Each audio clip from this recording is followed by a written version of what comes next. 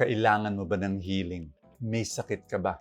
May sakit ba ang kaibigan mo or isang membro ng family mo? Kaibigan, magdadasal tayo ngayon for healing.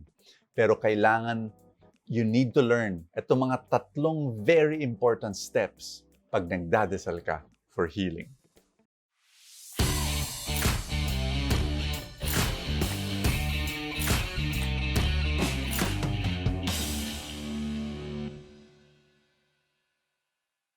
Yung number one, seek God's healing. Tinuruan tayo.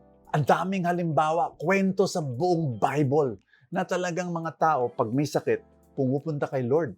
At nangyayari yung healing. So, siguro naman walang pagbabago yung dati nakaraan, thousands of years ago hanggang ngayon.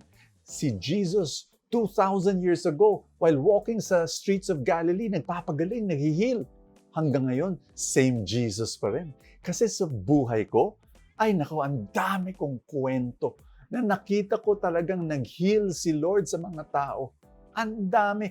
Sa simpleng lagnat, to cancer, yung mga tumor, no, na nawala na lang.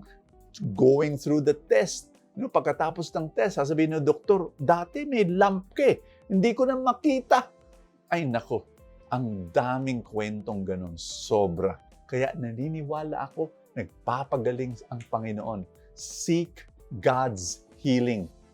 Tandaan mo yan. It is when we, it is during those moments when you say, Lord, may sakit ako. It gives us this desperation na tumakbo sa Panginoon. Pangalawa, after seeking God's healing, kailangan you need to surrender to His plan. Diba? I shared this with you before, na importante yung, hindi mo alam paano gagawin ni Lord. Surrender mo sa Kanya kasi He knows what is best. His plan for you is the best. Bakit? Kita niya lahat.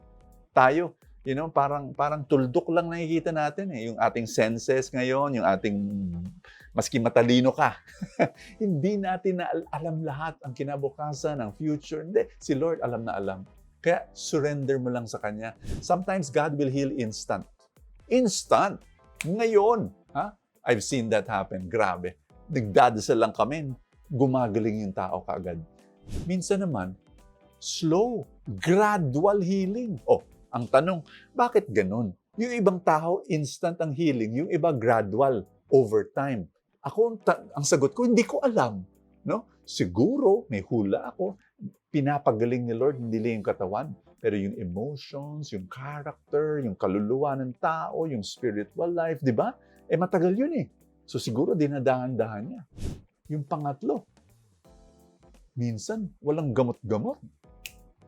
Gumagaling yung tao, di ba? Minsan ganun ang ginagawa ni Lord. Pang-apat, minsan hindi.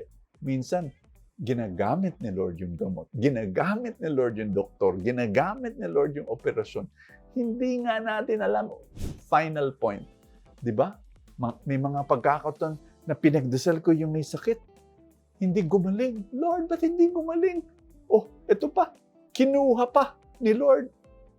Lord, kakainis naman, Lord. Ito, ang point. We need to trust. Alam niya yung ginagawa niya. Mas matalino siya sa atin.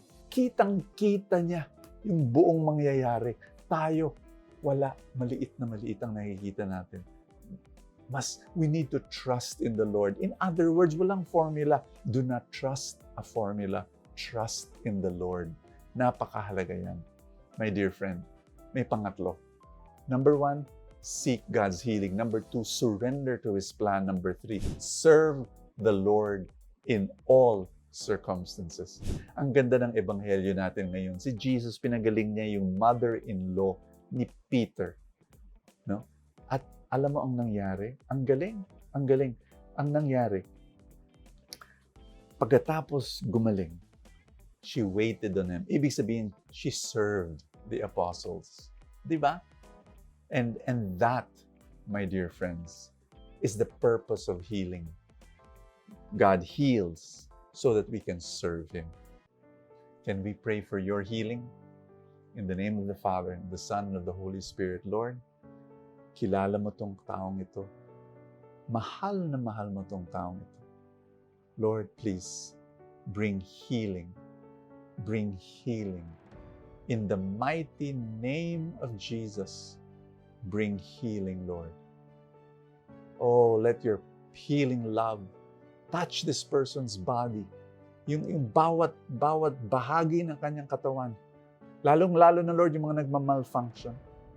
Pero Lord, hindi lang yung katawan niya, pati yung emotions niya, yung mind niya, yung spirit niya, Lord, pakitouch and bring healing. In Jesus' mighty name. Amen and amen. Yay! Thank you, Lord. I want you to comment below and claim the healing for yourself, for the people that you love. Claim it. And I also want you to share this video sa lahat ng mga nangangailangan ng healing prayer. And I want you to help me become, to make this mission a full-time, share and continue to bless many people. Become a full-time supporter. Click the link that says support now dito sa Facebook o kaya yung button na join sa YouTube. And I will see you tomorrow.